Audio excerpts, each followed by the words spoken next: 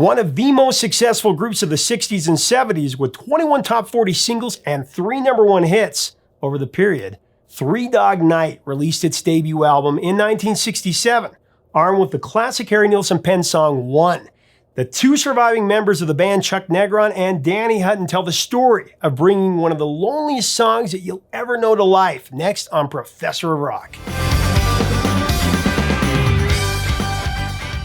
Hey music junkies, Professor of Rock, always here to celebrate the greatest artists and the greatest songs of all time. I'll tell you what, if you loved MTV of the classic era, if you love the 60s, 70s, 80s, 90s, all that, click the subscribe button below. You're going to be glad that you did. Also, get more content and get exclusive with us. Become an official patron at the link below. Now, Three Dog Night was one of the biggest bands in the world for the last part of the 60s and the early 70s. Chuck Negron, Cory Wells, Danny Hutton.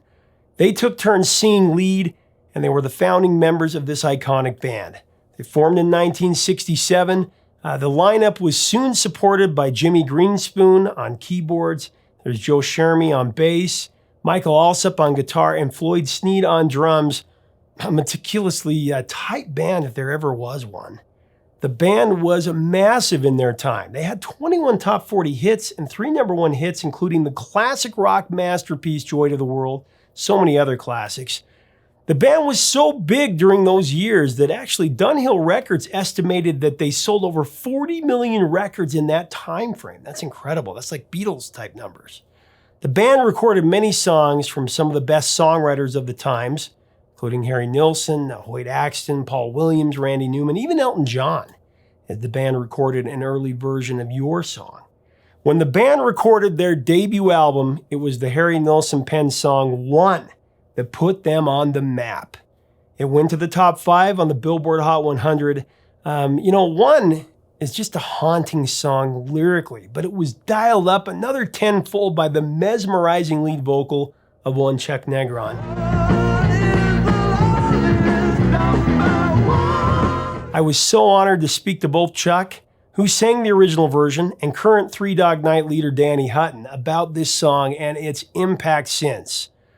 I have that interview here, and as we go into it, I want to thank our sponsor, Zenni Eyewear. Glasses I'm wearing right now. You can't go wrong with Zenni. You can go choose your own pair. You can get blocks with your prescription. That protects your eyes from digital blue light. Check that out at the link below. Go to zenni.com. Here are Danny and Chuck with the story of One. Three Dog Night! One is the loneliest number that you'll ever do. Well, the first 68 was self-titled, or One as it was called later on when One became a hit. Do you remember, because you guys released a couple of singles and one wasn't even on the original pressing of the record. Do you remember the first time that you heard One on the radio, your song on the radio, like where you were? I know the first time I heard One and the radio said #1 this week. And we had driven in a station wagon to Miami, to the Miami Pop Festival, 3 days of just great acts. And we were in our station wagon and these girls pulled up next to us in a convertible. And ladies and gentlemen, what is this? One, #1 this week. And they played One, oh my God. And the girls are looking at us waiting. And we go, no, that's us. And they went, yeah. Yeah. So at any rate, that was the first time. Well, such an iconic song. Joy to the World is the Three Dog Night song that everybody remembers, but One's very close behind. I mean, it's a song that such a melancholy. It's also an example of how amazing your range is as a vocalist. To me, that was always something that I loved when you sang the Three Dog Night songs. You could take it and rock out. It's kind of like what Paul McCartney used to be able to do. Yes, where Paul, he could sing, Paul did that really. where he could sing Let It Be, and then he could sing Helter Skelter. Wow, it's amazing. And you were able to do that. But one, I want to specifically talk about Harry Nilsen. You guys brought attention to so many great writers. Yes, Randy Newman, Harry Nilsen, Hoyt Axton, all these amazing writers. Paul Williams. How did you approach One? Because it had already been released at that point by Harry Nilsen. Yeah. Well, Chuck K played me that song. The album was released, but One wasn't released. And he had the big hit. Harry had the big hit with Everybody's Talking. Everybody's talking at me. I don't hear words. Chuck played me the album. So I said, I'd really like this one. So he said, well, let's take the album. So anyway, I brought the album to the guys, and they thought, it's just, as you said, it's just too down. It's just no good anymore since you went away. And I said, no, that's his. I think he missed it. I think he missed it. And I just found a key, as I did with Joy to the World, that when that first note came in, it was the heart and soul of my range. Yeah. One is the loneliest number that you'll ever do. So it was, one, just boom, out there. And Jeremiah was about 3 steps higher than my range. So I had to scream it. So for me, what it was sing, and every song was in a different key. A lot of singers, they sing in the same keys all the time. Oh, yeah. But I think it made a difference. Plus, I had an unbelievable band. Joe Shermy and Michael Olson and Jim Greenspoon and Felicity. I mean, what they, all of a sudden it was picking up, and I go, hey, you're picking it up? And they go, yeah, it's where it belongs. So I can't take credit for the whole song. That groove and where it went was what were those guys? I mean, they just made it come alive. Well, I remember. Yeah.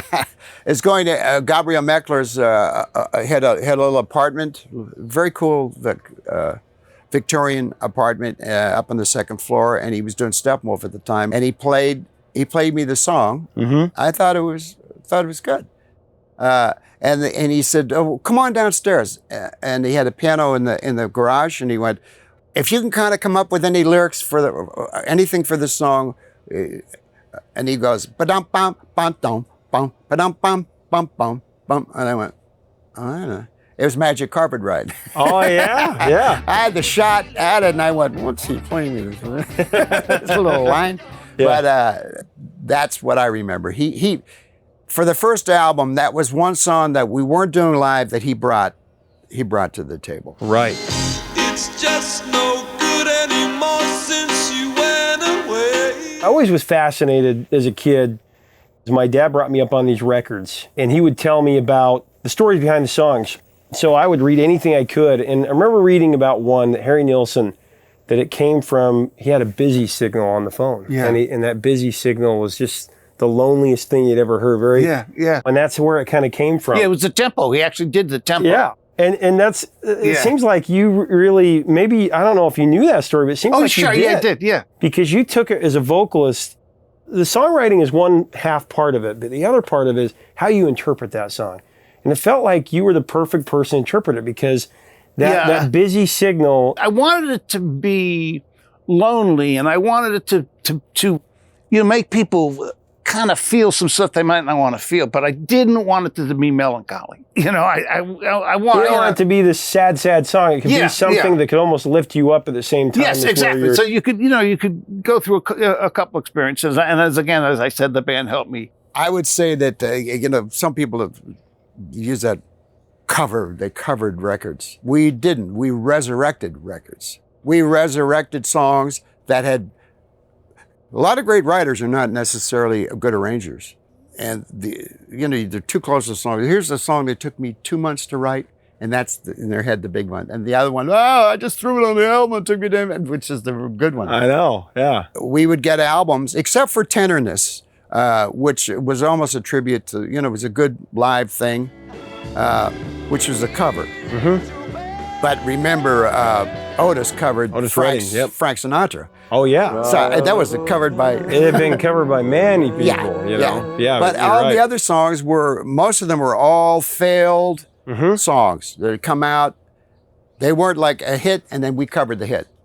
They came out, were not a hit, and I think I'm very proud of our arranging. Absolutely. Difference between a hit record and there's no Wrecking Crew, which I love. Yeah. There was our band, and we did everything.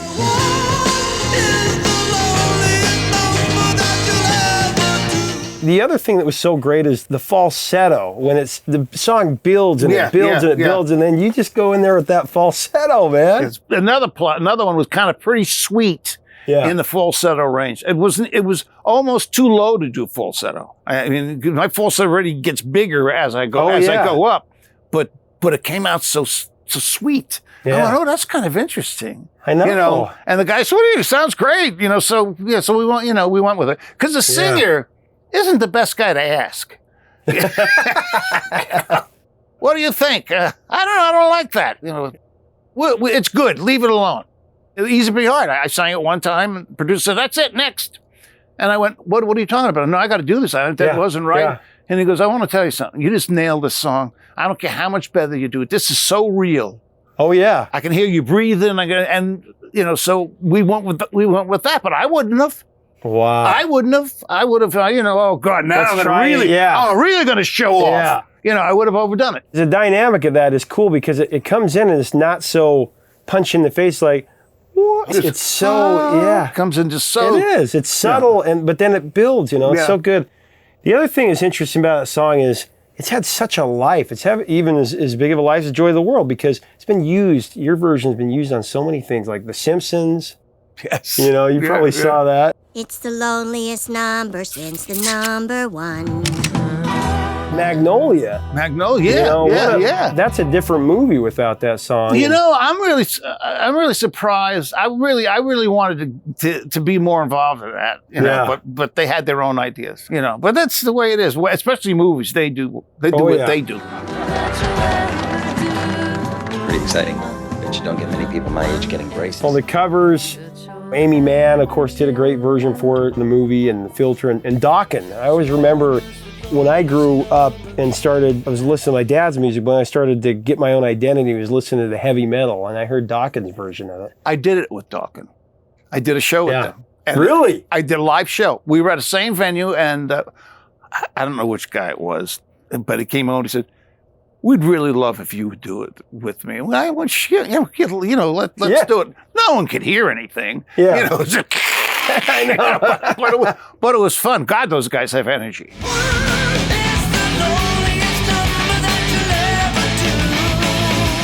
A lot of early 70s songs, if you put them on a click track, they're just all over the place. Yeah. Speed ups. But who's to say that's not good for a song? You go to the verse and you slow it down. The drum doesn't always have to be like a metronome. So that's one of those songs. And that's a song that's shaky harmony, a little pitchy on the end and stuff. Yeah. But when Gabriel said, "I love it," Gabriel went, so that was one of the first songs where he just said, "Relax, dudes. It feels good. Let it happen. Can rush, have bad notes." And he was right.